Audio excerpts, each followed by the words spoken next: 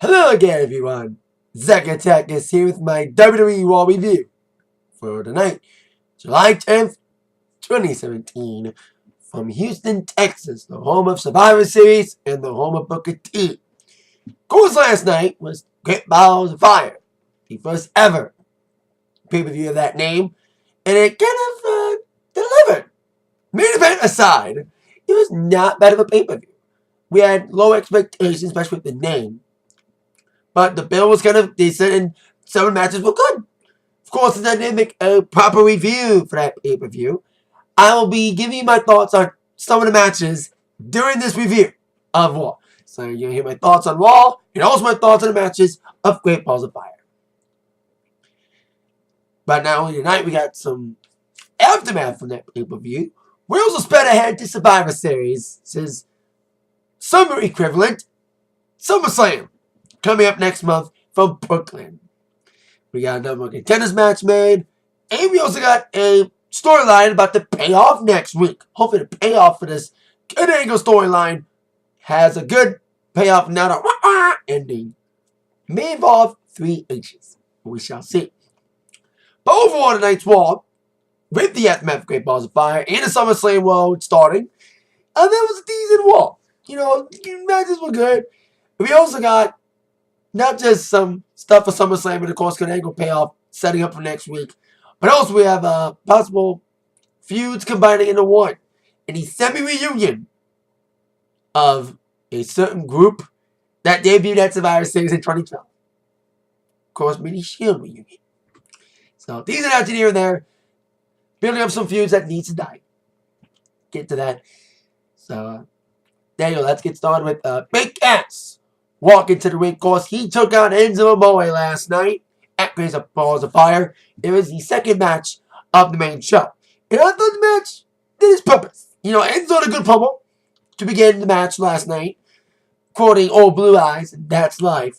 But his life wasn't as good as That's Life, as he got destroyed by Big Cass. It was going to be a squash match that belonged on a wall. But hey, it did its purpose to give Big Cass a big spotlight. His first major pay-per-view was a single. It just destroyed Enzo. It's kind of a squash. It's a new theme. New things generic, but it's okay. It's kind of brooding. So, at least he got the right result. Despite Enzo's best efforts, he got trounced by Big Cass. So, Cass was all valiant. Coming down to the ring. Of course, Enzo last week. Got another great promo last week.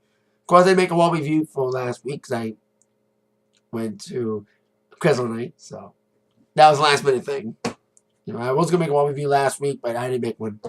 So, they had a quote with Enzo saying, Cass, you're a casshole. They were to get around PG, guys. To make casshole. And you heard people say that last night and tonight. As Cass came out. So, yeah, houses. So, Big Cass came down tonight and said, hey, I took care of my former friend last night. He was living on the shadow of me, and I buried him. Now that I'm done with Enzo Amore, he got carried out last night after I destroyed him, especially the big brute that ended the match. I want to tell everybody in the back, no matter how big you are or how small you are, not just in height and weight, but also how big you are on the totem pole or small on the totem pole, I'm coming for you. And you mentioned big, saying that no one's bigger than me. Well, here goes a guy who has a little issues with, even before his big reveal, as the guy who attacked Enzo, the Big Show, who has been helping Enzo a bit during this whole Big Cass situation. Like I said before, the reveal was made. So he and Cass had a little brawl in the ring, impromptu. No puppet match, just brawled until Cass rolled out before any damage was done by Big Show. So these two have a little problem going on a few weeks back, and now we have a real feud between these guys. Starting. The seeds were planted, and now it's going to bloom to a minor feud heading towards SummerSlam. Maybe a kickoff match. We shall see.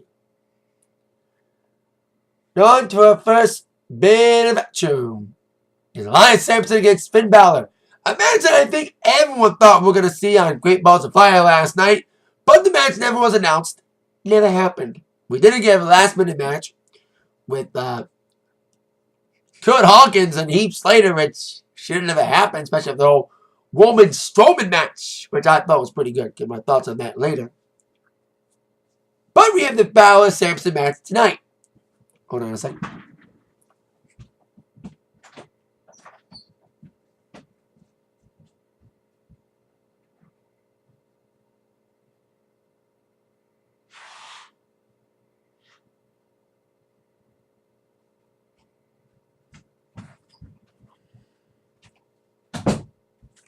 Get some Kleenex. Allergies are killing me last couple days. What do you know and stuff. So Samson came out first. He was trying to sing a little song. But just like a couple weeks back, Finn came out to interrupt him. So on to the match. And his Samson's first kind of real competition since his debut in the main roster. He got in a couple matches with Dean Ambrose. And now he gets to take on a former NXT champion in Finn Balor. And Balor looked good early on. Big moves, big kicks. But then Samson's offensing, tripping up Balor and taking target on his injured shoulder, the repaired shoulder he hurt last summer at SummerSlam. Hopefully Balor has a better luck at this year's SummerSlam, doesn't get injured at SummerSlam again. Hopefully he's involved in something big. Because he's been kind of floundering since he came back. Hey, he's taking on Elias Samson. Sure, he's feuding for the U.S. title. Sure, I said Universal title. But Lesnar needs to lose it first. Because we don't want to see Balor and Lesnar. Anywho, despite the targeted unarmed, Samson got nailed by Balor with some big moves again, trying to overcome the damage done to that shoulder.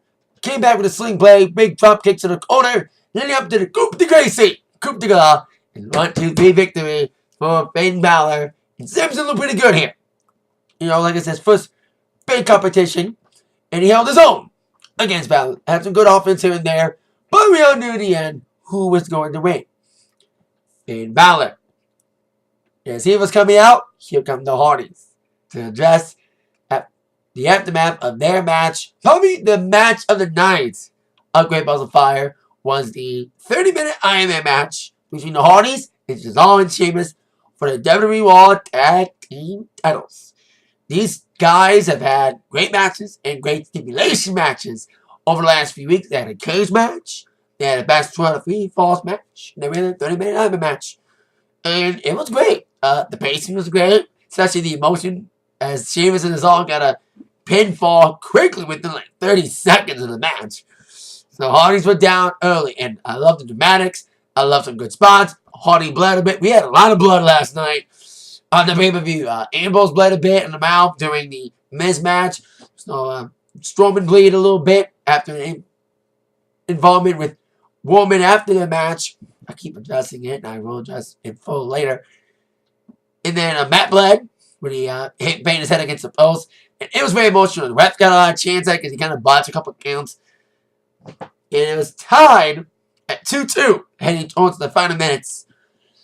Hardy came back on the board with great spots, and it was just paced well, and the crowd was into it.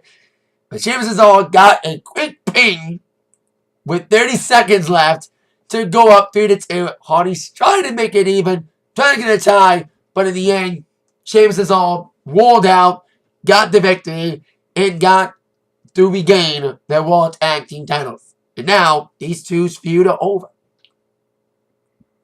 So the Hardys came out, and this is most we've heard them say the brokenness on TV. There was a little bit of rumors that they were going to settle with Anthem over the Hardy trademark and stuff, the broken trademark. I think they're still fighting, but we may have clues of brokenness finally being spoken by having some of the brokenness spread on their promo tonight, especially Jeff Hardy saying, everyone thinks we're gonna fade away and classify ourselves as obsolete. Obsolete! I didn't watch a lot of TNA. I quit TNA right before the brokenness, but I saw clips on the internet and I'm like, dang it. That would have kept me watching TNA. is the hardiness if I was watching it during that time. But I quit watching TNA around May of 2015, and the brokenness started 7 months later. I quit before it became good. Again, with the Hardys being the only good thing that kept TNA afloat before they left. So, and then Matt was like, you know, he set up, he was like, yay! It was cool. And then Matt was like, we're going to make magic! You know, a little bit brokenness in the ring, but I got interrupted by the Barbarian Club. The club. God, they need to leave. They need to go back to New Japan. They've been in the company for a year, and they got no heat on them. So they challenged Hardys for the Bump 2 match, but Hardys, despite being a little broken, it made her for the match. They took this match. Hardy, man was kind of dressed. He even got some stitches in his eye. He still battled. And Jeff was more in street clothes, kind of. So he had his little Bump 2 match, the club against the Hardys. So Hardys came out early trying to get back some heat from themselves after losing the World Tag Team titles. But then they got surprised by some big offense by the club saying that you're not the Hardys of old. You're just the old Hardys. So they just bounced the Hardys. So big double teaming. Boot of Doom and surprised us by getting the victory over the Hardys and the Magic Killer. That easy little match here. But there's no reaction because we haven't seen the club in a couple weeks. And the way they've been treated on Raw, this should be a fucking badass team. You know, destroy people. And them winning over the Hardys should be more, but it doesn't. But they made a real team who has real heat that does look like a badass team. The Revival coming out. Yeah, I'm wearing a Young Bucks shirt. I just mentioned the Revival. Fuck the Revival. I love the Revival, but I like saying it because of the Being the Elite show. Dang it. Any Revival's been going for a couple weeks because of the unfortunate injury that Dash Wilder suffered just after they made the jump to main roster after WrestleMania. So they've been seen on Raw doing an Enzo and Cass thing, but it's the first big thing. Pouncing on the Hardys after the match against the club. Now it's kind of weird, like the club won nothing. You know, they got nothing because the way they've been treated. But the Revival's music hits, and they got a reaction. That's what they should be doing with the club. But I'm happy with the Revival, though. You know, I was very impressed with the rookie in NXT. They kind of warmed to me. You know, it took some time. They went from being a jobber team to becoming the top guys of NXT. And once again, they're coming back to Raw to once again attempt to be the top guys of the Raw Tag Division. And this is the start of it. Taking on the Hardys. I think it's going to be a great feud. It's going to benefit both guys. And maybe we'll get some brokenness out of it. You know, teasing it tonight in the promo. So hopefully they'll settle with Anthem soon and brokenness will start with the Revival. You know. And the Hardys have done stuff with the Young Bucks. And the Young Bucks and the Bullet Club and the Revival. So maybe eventually they'll cheer on the Hardys in this case. In this feud. If they even care. The Bullet Club. In New Japan and all that. So. There you go. It'd be interesting to see this feud pan out. You know, I like it. I like the Revival's first big feud against Hardys. Hey, they had a little feud with New Day before New Day went off to SmackDown and of course Revival got injured. So, very happy that they got a good feud coming in. The Hardys. They're going to do good. But they won't go obsolete. Obsolete. Now on to the next segment. The Mizzies. With the still IC champion, The Miz. Of course, his match with Dean Ambrose was like Green Balls of Fire. His Miztours got involved in the ending. And the match was okay because the feud went a little bit long. Especially at basically importing it to Raw from SmackDown when they came out from the Superstar Shakeup.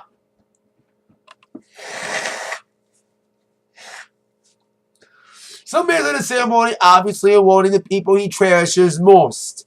His wife, his newly formed Miztours. Hey, it's good for him. You know, I mean, when they first formed, I said it, and Miz even said it. Hey, the underutilized gives them something to do. You know, they haven't been used in a while. They had a great promo on Raw Talk saying more about it. Miz is the king of the after show promos. Whether it was on Talking Smack or on Raw Talk, he's the best at it. That's what made him more viable last year. His promos on those shows have been must-see. Like his talk show should be more must-see, but it's still kind of must-see. Not as much as his promos on Talking or Raw Talk.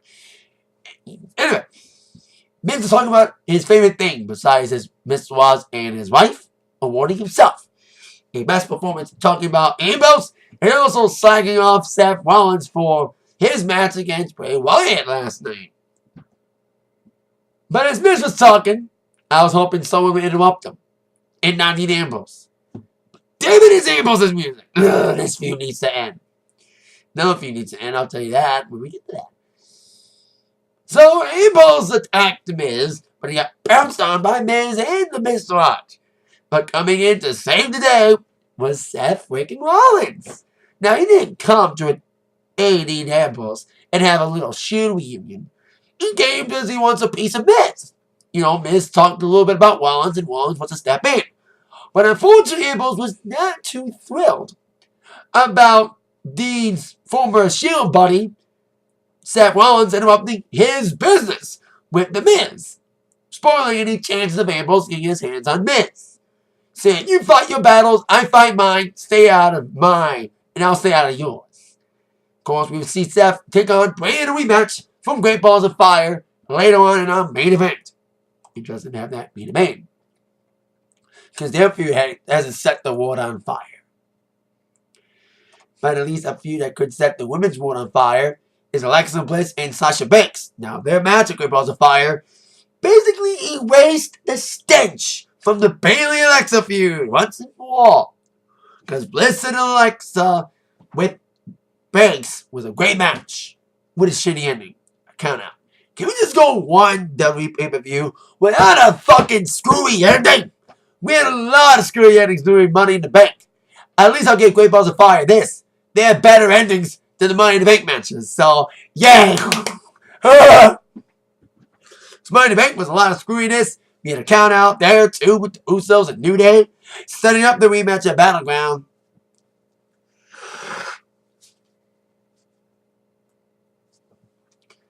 So there you go. So I like Banks and Bliss's match.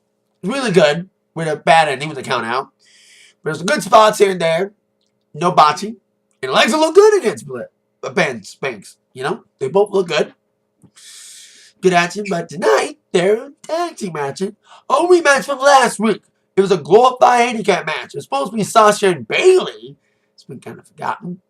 Speaking of creative fucking people over, they fucked the club over and the fucking Bayley over. The way they treated her. It's like a joke. Just watch her stuff with Bliss and you'll realize they fucked her over. It may never recover.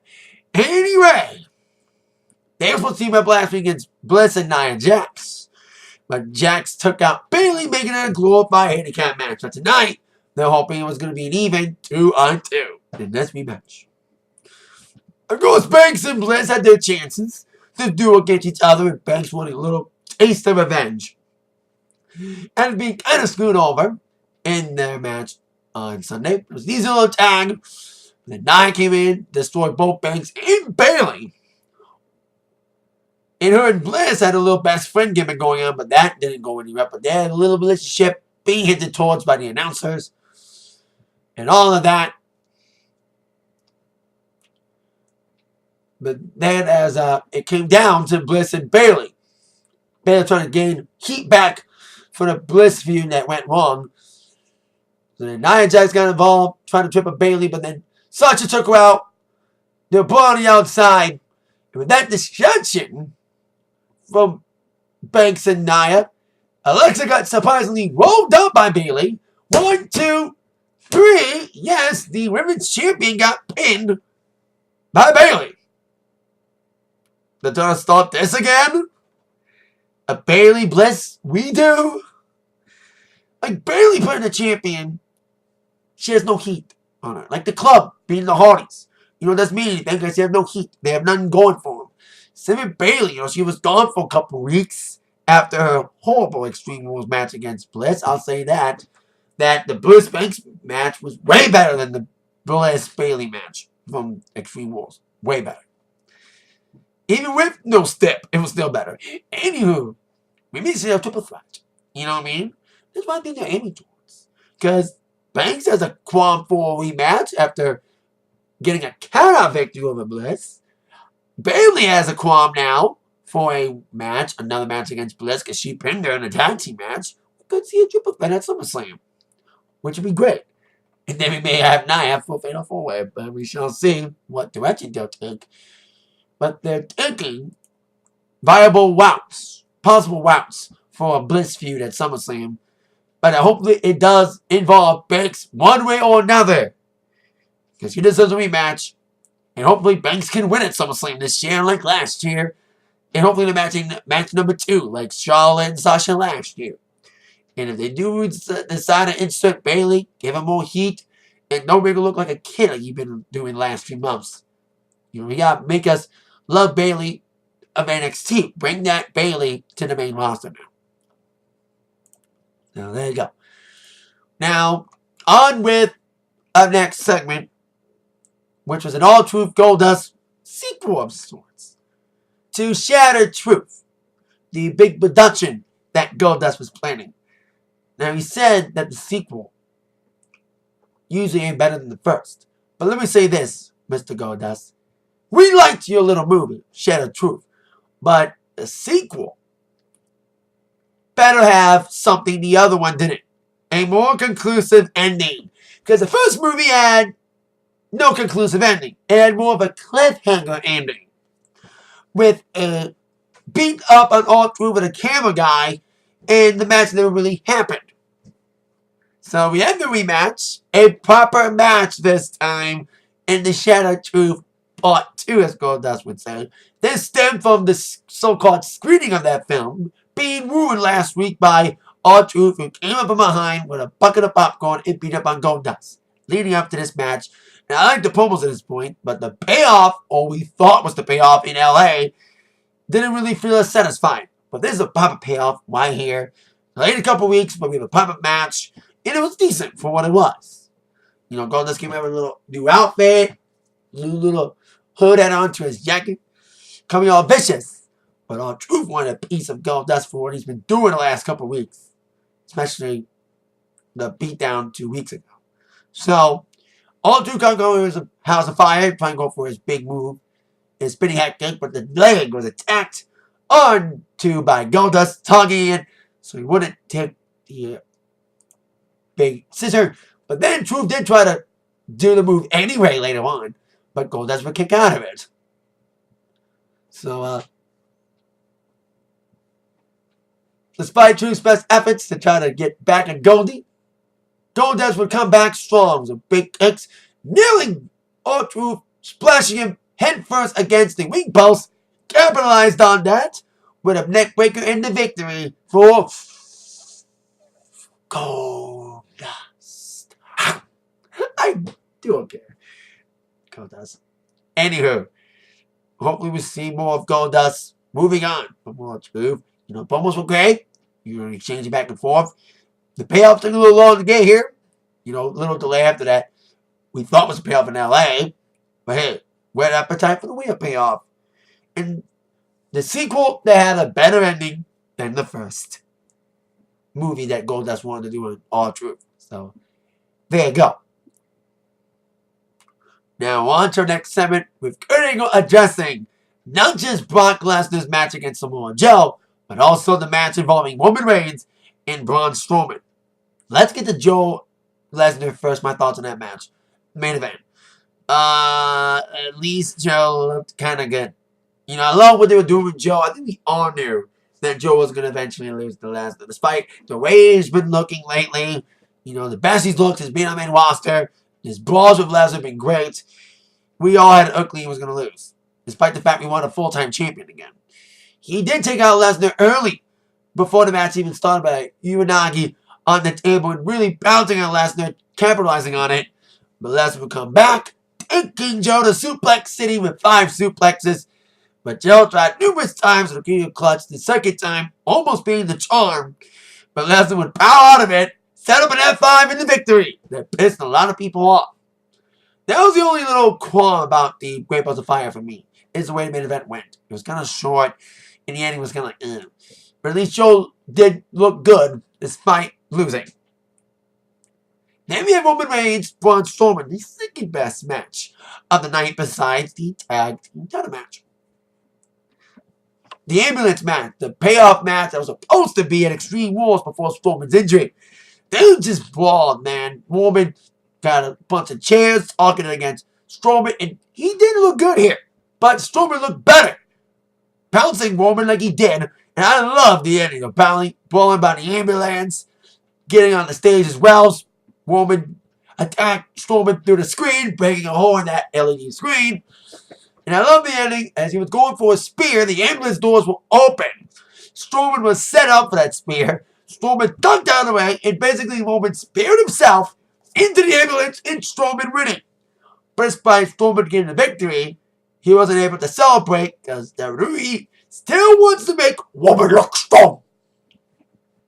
So Roman got out of the ambulance, speared Roman's opponent, Strowman anyway, put him in the ambulance, and basically attempted murder on him by backing the ambulance with Strowman in it into a flatbed truck. That was the most vicious scene since the whole Shane McMahon limo thing with Kane back in 2003, when Jay put a walk into Kane's limo and let it crash into a truck too.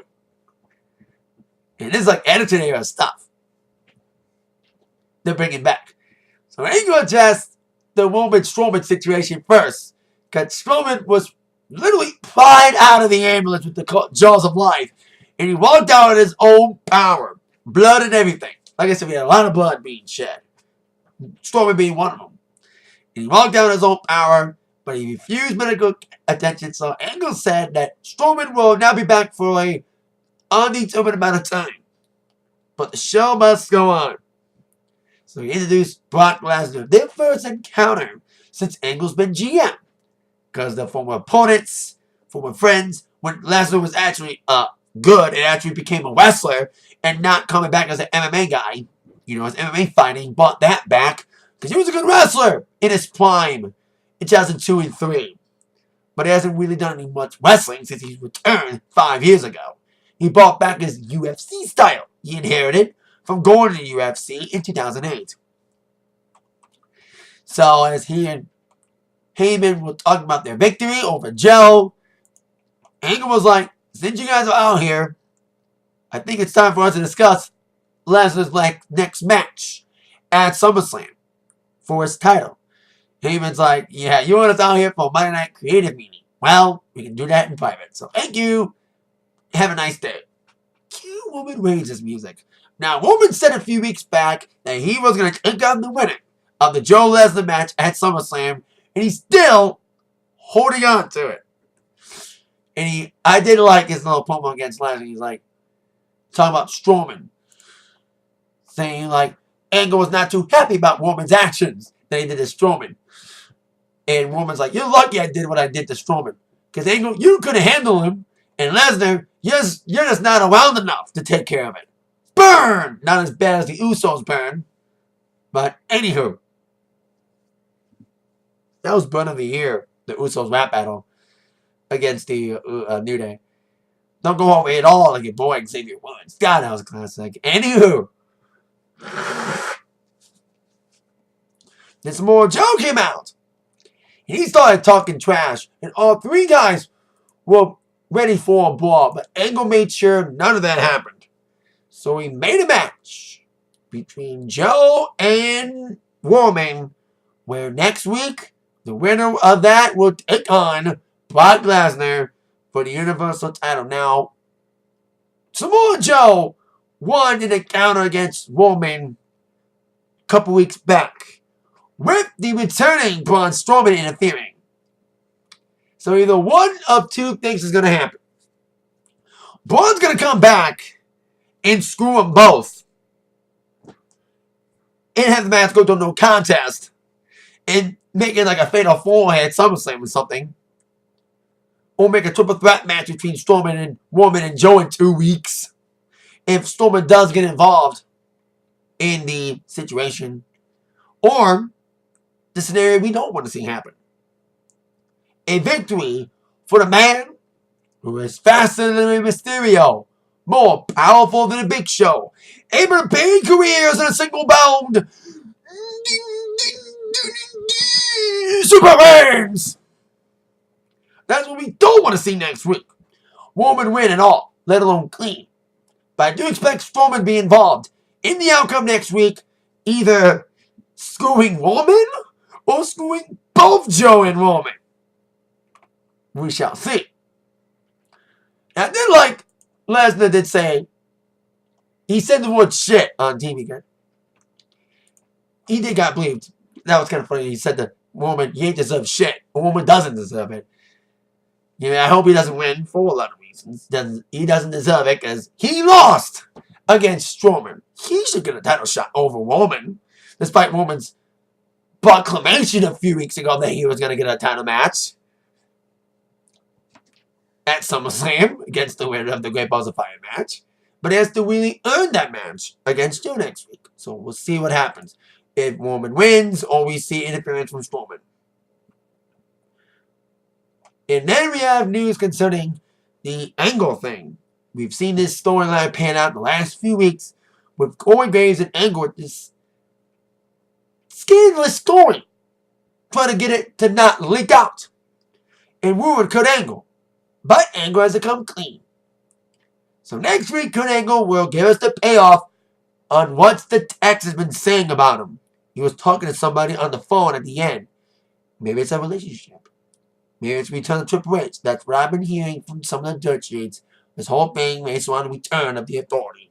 Hopefully that's not the case, but hey, we'll see what the payoff is next week. Hopefully it's not a wah-wah ending. So. Now on to some cruiserweight match with Akira Tozawa teaming up with Cedric Alexander against Neville and Noam Dar. This is the feud that doesn't end. It will go on and on, my friend. Some people started booking it not knowing what it was. They'll continue booking it. That's why Austin Aries left. Yeah, of course, that's the biggest thing. Aries left. Because he was not too... There was a lot of concurring things from Cedric. Aries left. But hey, the 205 guys ain't being used properly. They're not being able to expose each other. Or they're not being able to go out of the 205 bubble. And plus, they're fighting the same guys every week. Especially in the case of Noam Dar and Alexander, who needs to fucking end the feud because Cedric deserves better. Maybe he'll ask for his release next like Austin Aries did. So, anywho, we had this tag team affair. Especially coming from the Tozawa Neville match. That was a pre-show match of the Great Fire show. It was a decent match. The ending kind of flat with Neville hanging up Tozawa against the ropes at one point. Kicking him in the nads with the rope. And just kicking him and pinning him. It's kind of a weird ending.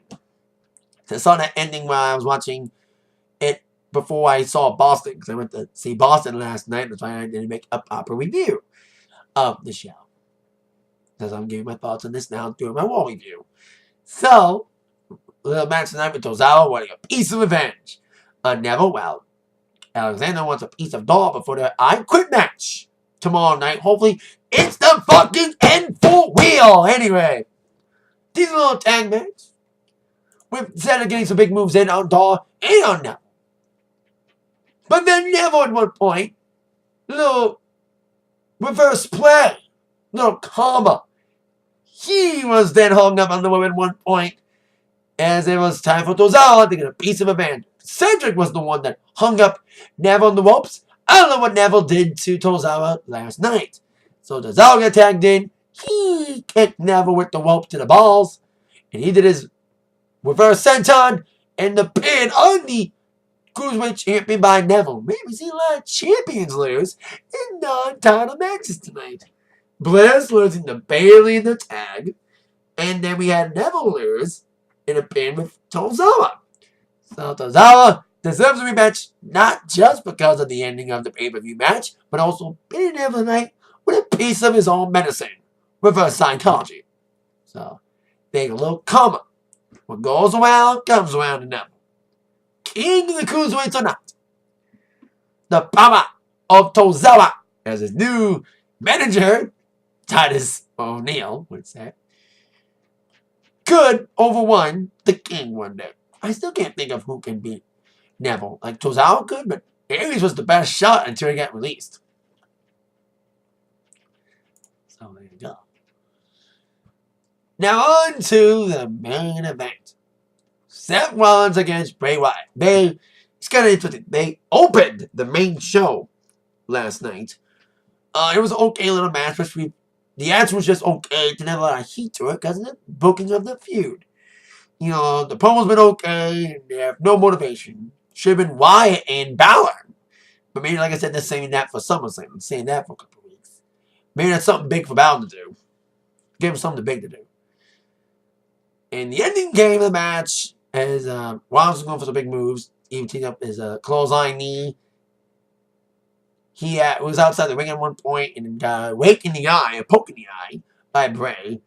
And then that enabled them to nail Sister Abigail in the victory. Kind of weird to have, like, Wyatt's won dirty before with supernatural interference, but a poke in the eye is unlike his character to win a match with.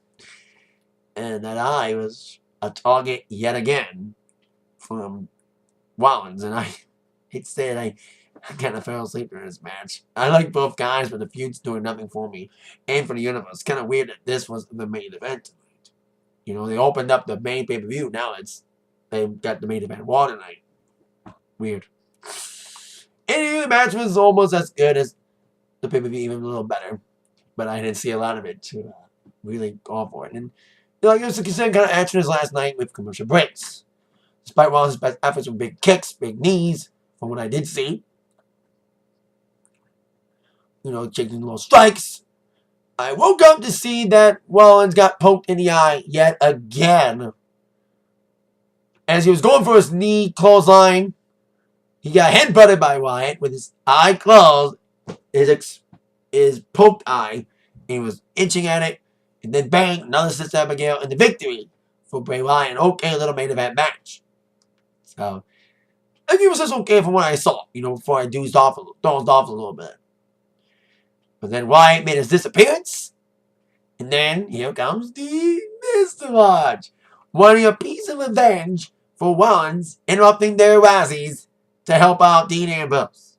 So the Mr. Watch just pounced on the Seth Rollins following his loss. And here comes Dean Ambrose. Saying he wasn't going to get involved. Well, he kind of did. Taking out the Mr. Watch, nailing him with a chair, especially nailing Miz with a chair a couple times. And that's how we had Wall, with Miz's friends and him running off, and Ambrose and Rollins standing tall. Ambrose Miz fear needs to die. But with this little added recipe, with the Mr. Watch, and then you add Seth Rollins in it, and then maybe add Roman Reigns later. If Roman does lose to Joe, which I hope happens, maybe we can have a three-way, a six-man tag at SummerSlam. The Miz and Mr. Watch against the Shield. There has been hints of a Shield reunion. Heck, they even said it during the Madison Square Garden show on Saturday, as caught on camera by select fans. That Seth and Roman ended the night together and hinting at a Shield reunion with Ambrose. But it was Roman and Seth. Not Roman and Seth, but Seth and Ambrose. They're all the same brand. We all knew it was inevitable. When Ambrose arrived from the Superstar shakeup, we all knew the inevitable was coming. A Shield reunion. It may come sooner than later. Or at least we got a mini Shield reunion with Ambrose and Rollins for now. We'll see if Roman joins in. But if not, we shall see how this goes. With the Mr. Watch and Rollins and Ambrose, and who knows, maybe Wyatt could help out too. And we shall see how it all unfolds. So there you go. These are the Raw tonight. More about storyline development than real action, especially coming off a pay-per-view. There's a lot happening for next week with Joe and Roman. Number contenders match for the Universal title at SummerSlam next week. Either Roman wins, sadly, or Roman Reigns gets screwed by Strowman, or Strowman screws both Joe and Roman. Set up maybe a fatal four-way at SummerSlam. I think they should do that. They need a multi-man match. So at least Lesnar won't get pinned for the title, but at least get rid of the title off him. So that's what they need to do. Multi-man match to protect Lesnar and to get the fucking title off him. And then you got the whole Kurt Angle storyline coming to its big climax next week as well. See where this all ends up being. You know, where it all boils down to. The whole text thing, what it's all about. We will discover all next week on Raw. Unintentional line, and I'll end it there. Thank you so much for watching. With that in mind, you've all been attacked by the review from Zach. See y'all later. Bye-bye.